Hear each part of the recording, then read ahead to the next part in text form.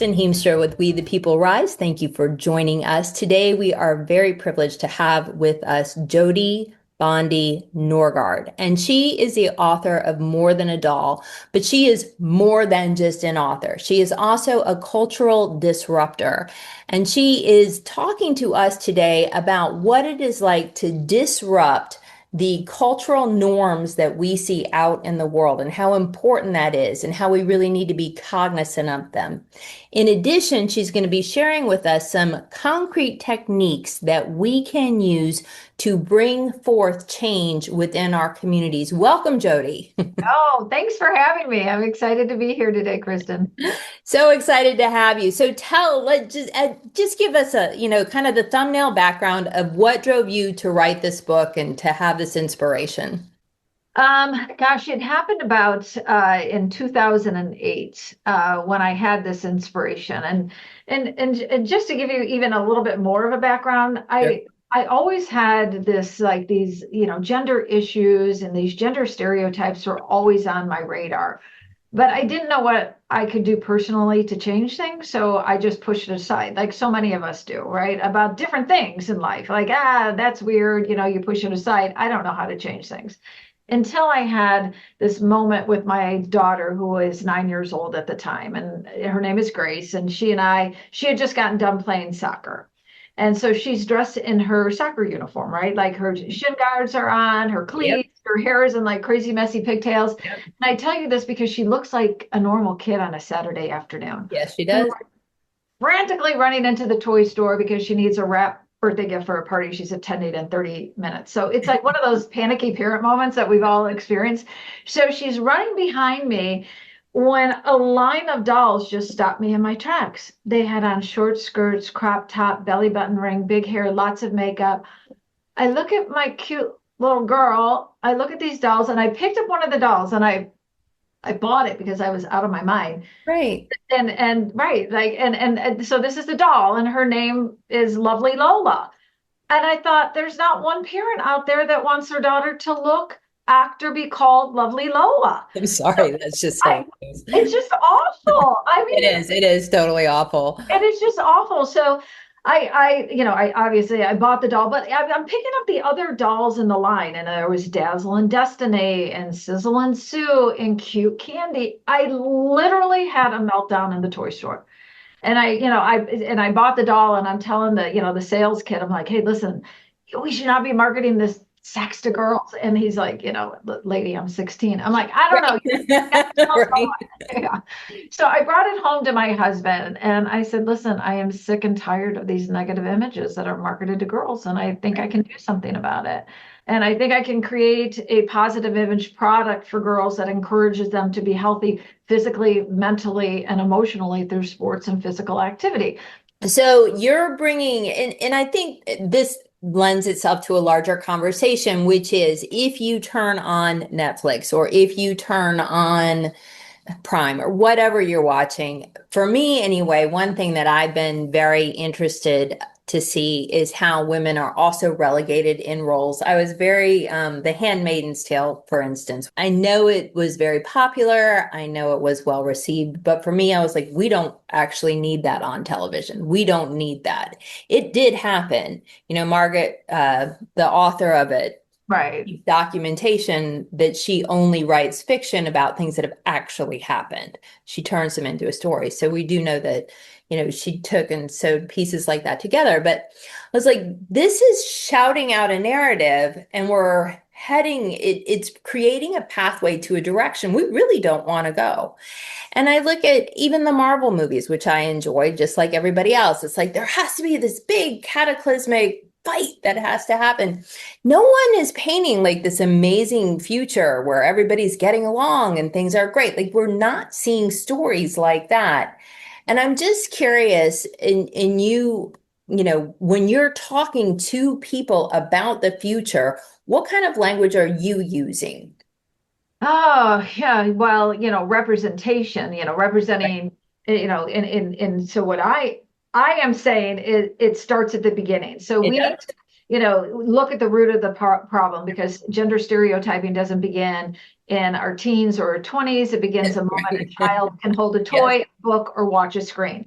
So Yeah. I feel like we're always saying, how women should, change to fit in, how we should, buck up, how we should just accept what's out there and just move along, right? Well, I say BS, right? That no, but these gender stereotypes really set in by the age of 5, which is sad. And that's when little girls start believing that their gender can't do as much as the male gender.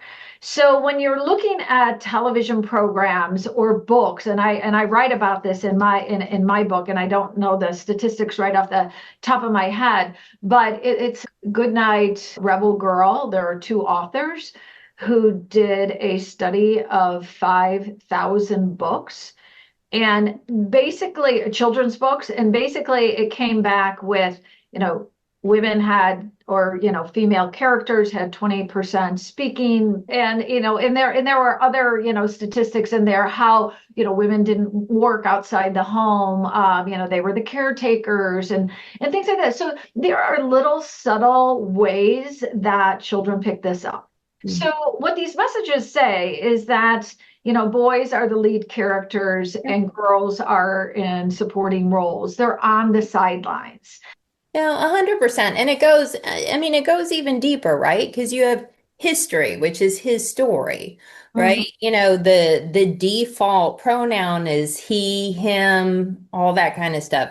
It'd be very interesting if God were a female. It'd be very interesting if the default pronoun was a female. We would have a very different perception. Our ears would be used to it. Our concept, the way we thought about things would be completely different if we were to change the default mhm, of mhm, what society is, because we're all raised with that and we have been for a very long time, and we just accept it. We don't even realize that it's something to be challenged. mhm. It's so deeply rooted in our culture. It's so deeply rooted.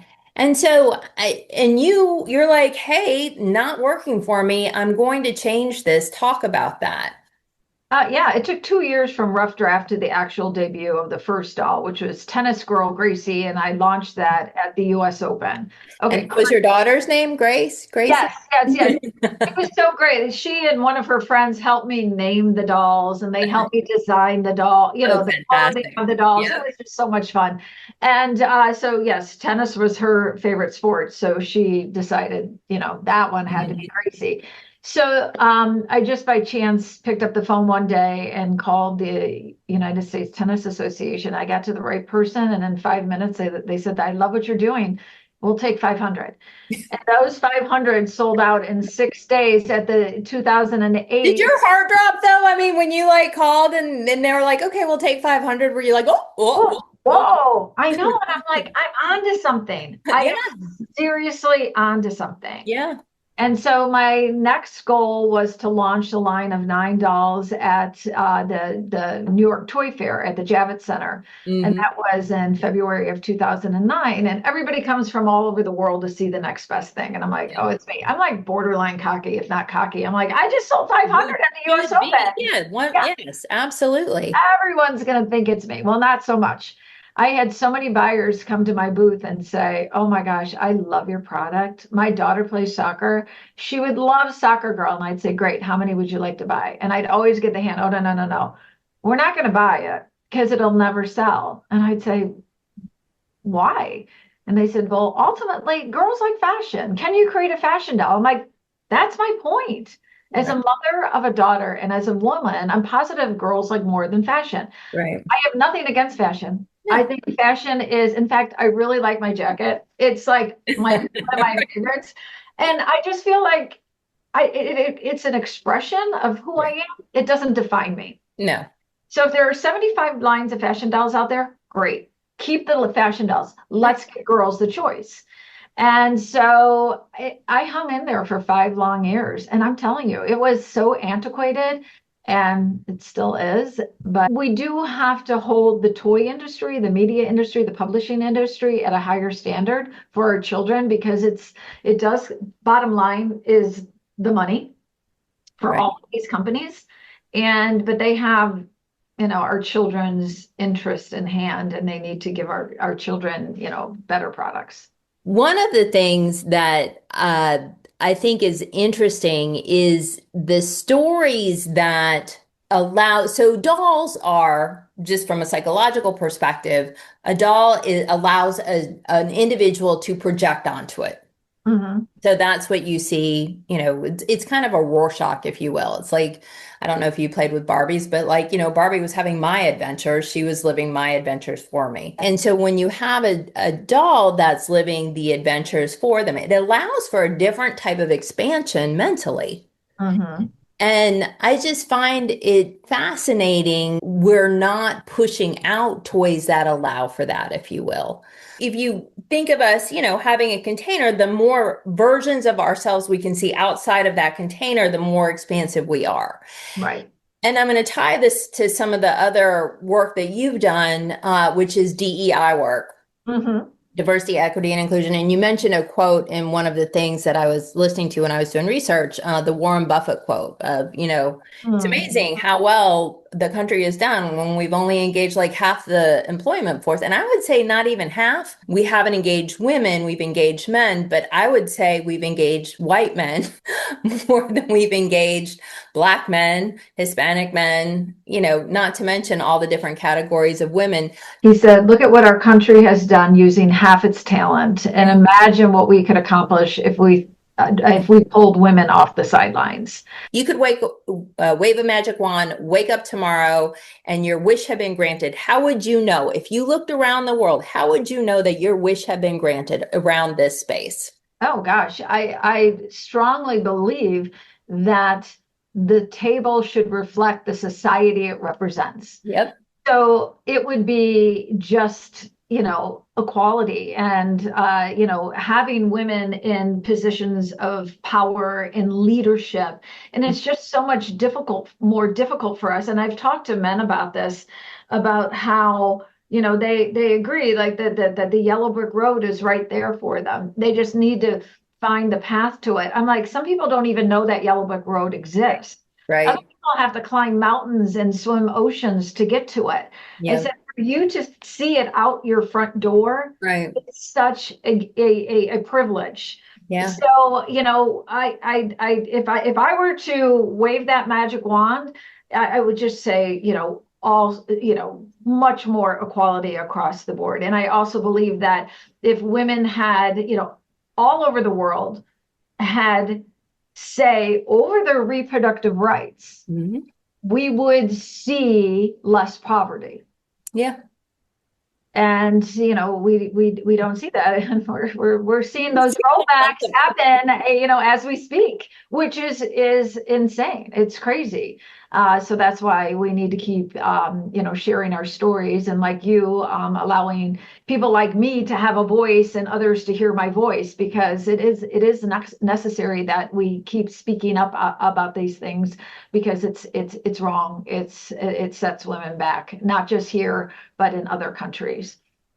Yeah, you bring up such a good point, because other countries, women are watching women in the US. I mean, we are considered one of the most progressive countries in terms of women's rights, and it's just been shot to hell these past few years. Mm-hmm. Talk to me about when you were working at the White House, or when you were working with the White House folks. I'm going to ask you a two-part question. One, talk about that. And two, talk about what citizens can do, what people can do.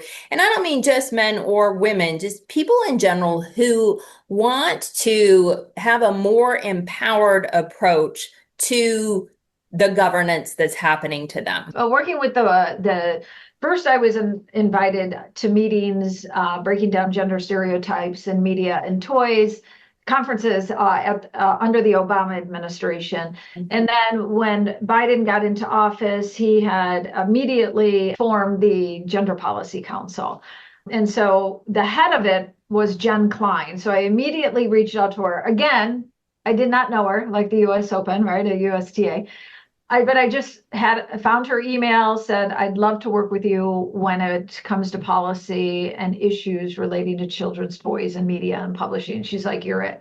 So I worked with them for 4 years, hosted a meeting at the White House. They were amazing people. And I'm telling you what they did for women, not just in the US, but throughout the world was incredible. And now we do not have that. That department was like, whoop, thrown into the garbage. Oh yeah, it would have been doged. Yeah, yeah, right, exactly. That was like easy for them. They just Right. checked up on it. Ooh, definitely not Yeah, that. right, right, exactly. So I loved working with them. They're wonderful people. They did great work. How do everyday citizens get involved, get empowered? Like, how do they move forward? And I'm just gonna just stop you before you answer. I know I asked you a question, but one of the things that you are doing consistently is you are picking up the phone and calling people. Mm-hmm. And this isn't anyway, keep going, but I do want to say that seems to be a narrative that's going on and on in what you're talking about. Yeah, it's hard. I think we've gotten away from connecting with people like that. So it Oh, makes totally. It's so easy to text. It's like my kids don't want to talk. Oh God, like talk on the phone, please. Like that's the scariest thing that's ever happened to them. exactly, exactly. I always get the "What's up, mom?" I'm like, can't Yeah. we just say, "Hey, mom, how are you?"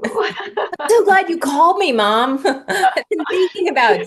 Yeah, exactly. I know. What's up, mom? How people can get involved. It's been very interesting. I was at a speaking event right when Trump got in office. I was sitting at this table of women, and they're looking at me. They're like, "What do we do?" Yeah. And I'm like, "What do we do?"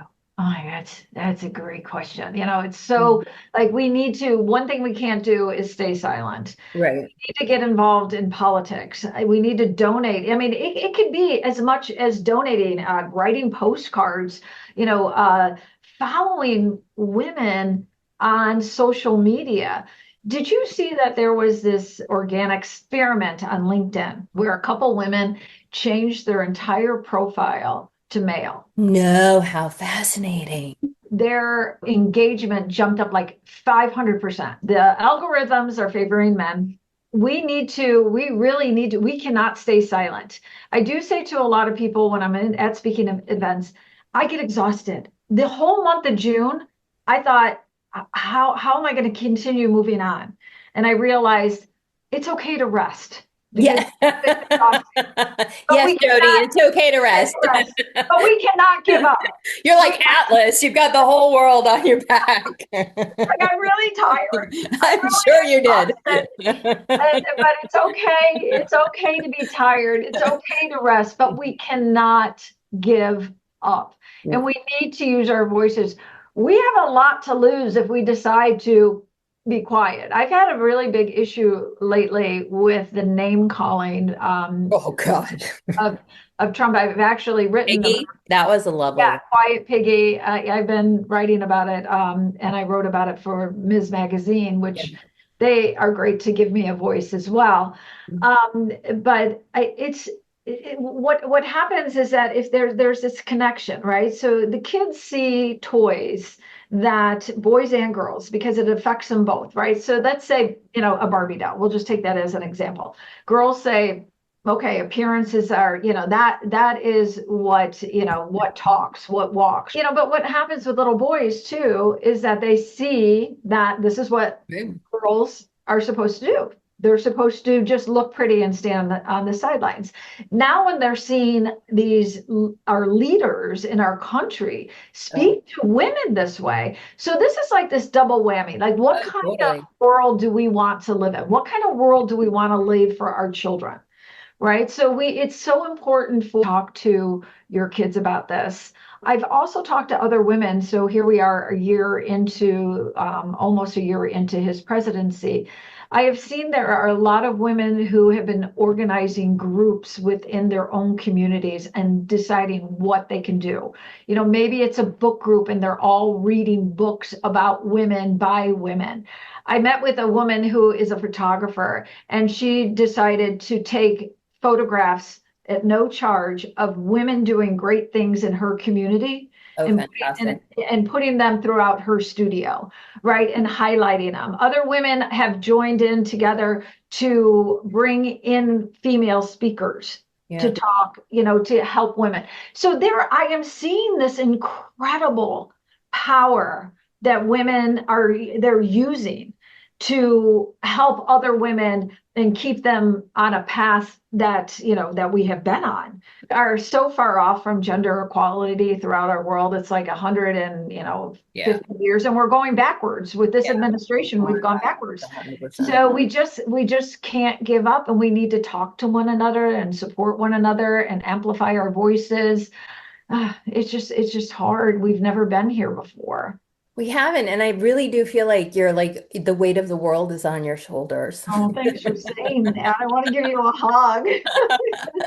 But I want you to be happy. Also, I want you, I mean, so I will tell you, I was a school counselor for nearly 20 years. And first of all, we're seeing a total shift in education. And by that, I mean, women are outperforming men academically. It's not even close. UNC, which is the flagship school for my state, is predominantly women. But North Carolina State, which is our STEM version, predominantly men. But with the stripping of some of the DEI stuff, because I've done a lot with the college community, we're now seeing a lot of their Ivies and the little Ivies and all that. They're more women. And so that's going to be interesting to see, because that's going to shift dynamics in an interesting way.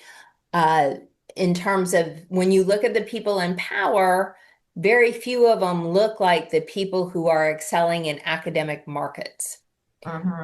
So that's going to be a change that's going to be fun to kind of see play out, because, and I'll just talk about women in general, when they've hit all these successful benchmarks and then they're told, oh, by the way, you're not as important, we're not going to pay you as much money, and they've worked just as hard, if not harder, and all this kind of stuff.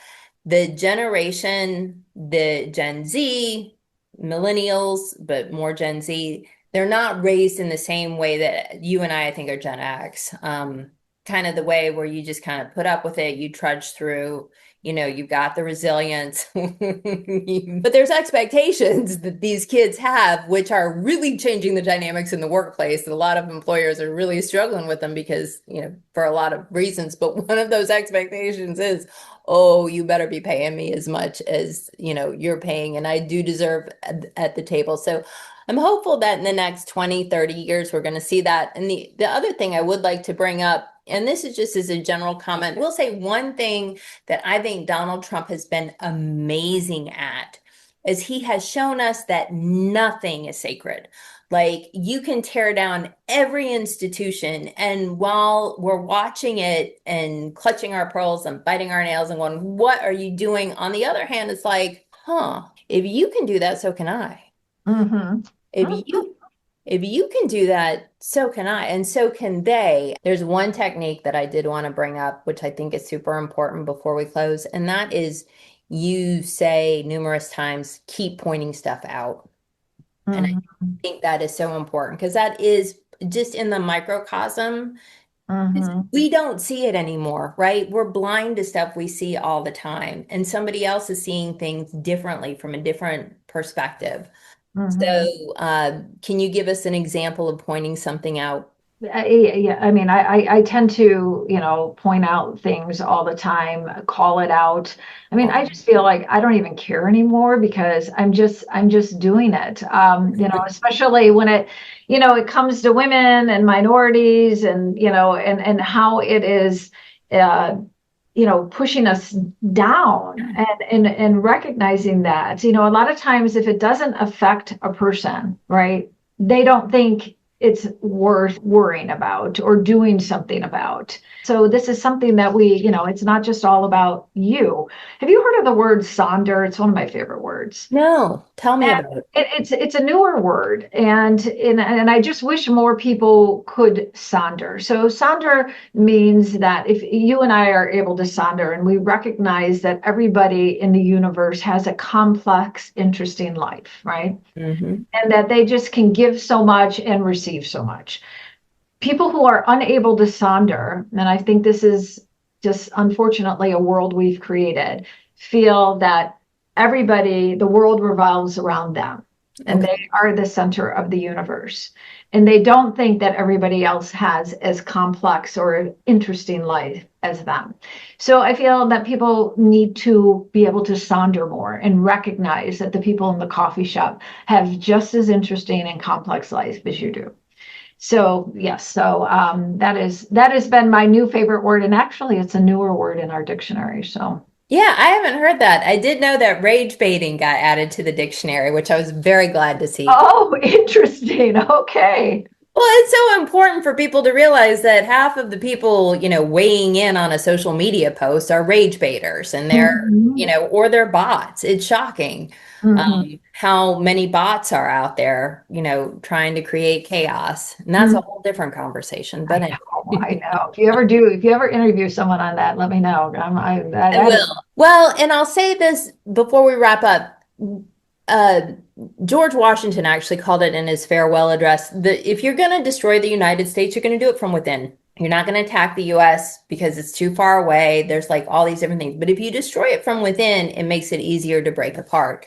And I do think that, a lot of these rage baiting comments are coming out of Russia. They're coming out of, countries, China, countries that do not wish good things for the US. And they mhm. have found that it gets people in arguments, and we're seeing it. Unity has been one of the strengths of the US, and it is something that they are very intent and intentional about destroying. So, Jodi, if people want to get in touch with you, they want to get your book, More Than a Doll, highly recommend that. How do they reach out? Oh, they can email me. They can LinkedIn, subscribe to my Substack. I write on that often. Any social media. I would appreciate the following, and so would my publisher. But always need more. And yeah, so and my book is everywhere. It's on. Bookshop. I always like to recommend that first, and then Barnes and Noble, and of course Amazon. And yeah, read the book. I've gotten great reviews, and I'm hopeful to be writing a second book shortly in 2026. That would be my goal. That's just me. I don't know. Well, good luck to you.